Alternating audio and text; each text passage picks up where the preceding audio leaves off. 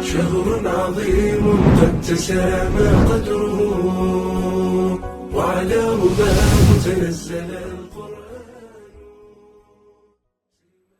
الحمد لله رب العالمين، والصلاة والسلام على رسول الله الأمين وعلى آله وصحبه أجمعين. أما بعد، قلنا قد تكلمنا في الحلقة الماضية عن وداع رمضان، وفكرة الوداع عندنا يجب أن لا ترتبط بالمفارقة، ولكنها فكرة قائمة على أساس الاستمرار. ولذلك لا بد أن أتحدث اليوم إن شاء الله عن موضوع رمضان والاستمرار، استمرار على الطاعات، استمرار على العهد، استمرار على الميثاق مع الله سبحانه وتعالى. لا بد أن نسأل أنفسنا سؤال: نعم، كنا في رمضان في صيام مستمر طوال الشهر، وكنا في قيام مستمر طوال الشهر، وكنا في حرص كبير جدا على الاستمرار في الطاعات قدر الإمكان، وكنا في حرص أيضا على أن نكون في حالة نقاء روحي وصفاء نفسي، وكذلك نقاء في الذهنية. أقول هذه الحالة يجب أن لا تنقطع بعد رمضان، ولا بد أن نرفع شعار الاستمرار. كيف نستمر ما بعد رمضان؟ سؤال الاستمرار حقيقة سؤال كبير جدا، سؤال له علاقة في إنه مع من أتعامل أنا في هذا الرمضان، مع من كنت أتعامل.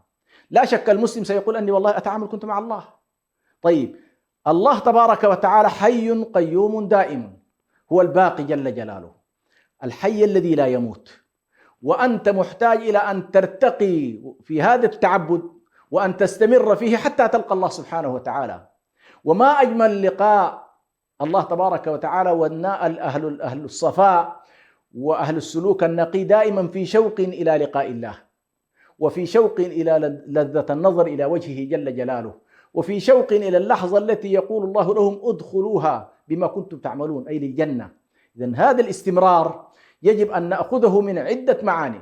الاستمرار في الصيام، لا بد أن تكون هنالك حالة استمرار، وحتى تكون هذه الفكرة حاضرة عندنا لا بد أن نستصحب معنا هدي النبي صلى الله عليه وسلم، فإن النبي صلى الله عليه وسلم تأكيدا لفكرة الاستمرار إذا صام رمضان كانت دائما له الست من شوال، 6 أيام من شوال. وهذه المسألة لها علاقة باستمرار النوافل بعد الرواتب بعد الواجبات.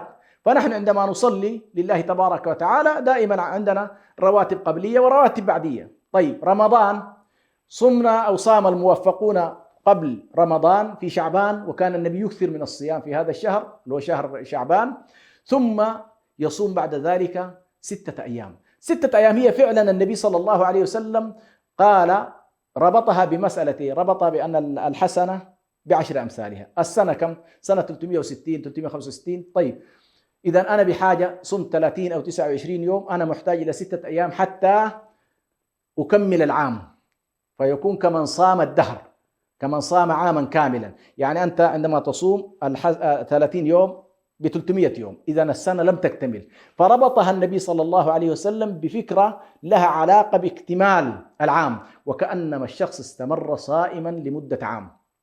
لكن فكرة أخرى، فكرة الاستمرار في أن أنا والله لا أتوقف عن الصيام، إذا دخلت في 6 من شوال.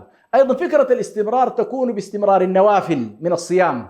يعني أنت ترتبط عندك فكرة الواجب، واجب رمضان، بفكرة أخرى وهي قضية الاستمرار في نوافل الصيام. ونوافل الصيام هذه من العجائب جدا سبحان الله. عندك صوم الاثنين والخميس، وعندك ليالي البيض، وعندك تصوم يوم عرفة، وتصوم عاشوراء. على كل فكرة الصيام يجب أن تكون حاضرة وليست منقطعة عندنا، حتى لا تكون فقط الإنسان والله يصوم الفرائض ولا يصوم النوافل. ونحن ذكرنا بأن قضية الصيام لها علاقة بمركزية النوافل، فمركزية النوافل في الصيام يجب أن تكون حاضرة عندنا ونحن نودع رمضان ونريد أن نستمر ما بعد رمضان. إذن هذه مسألة مهمة جدا في فكرة الاستمرار في الصيام. أيضا فكرة الاستمرار في القيام، ظللت مستمر تصلي التراويح شهرا كاملا، يجب أن لا تنقطع مباشرة عن الصلوات، لا، إذا كنت والله تصلي مثلا مع الإمام لفترة طويلة، لكن حاول قدر الإمكان ألا تنقطع، ويكون لك وردك من الصلاة، صلاة الليل، 2 3 4 10 11، على كل لا بد أن يكون عندك إن شاء الله نصيب من قيام الليل، دلالة على الاستمرار. أيضا لا بد أن يكون لك ورد من القرآن الكريم، إذا كنت في رمضان ما شاء الله تختم ختمتين وثلاثة وأربعة، فيجب أن لا تنتهي عندك فكرة الختمة القرآنية. وأيضا إذا كنا نلتمس كذلك نلتمس المعاني التي فيها الإشراقات الإلهية وفيها التجليات الإلهية، فإننا خلال العام كذلك نلتمس هذه الفرص. ما هي؟ لأن الله عز وجل يقول: وربك يخلق ما يشاء ويختار، فجعل هنالك مواسم، قال تعرضوا لها، لله نفحات نتعرض لها في المواسم.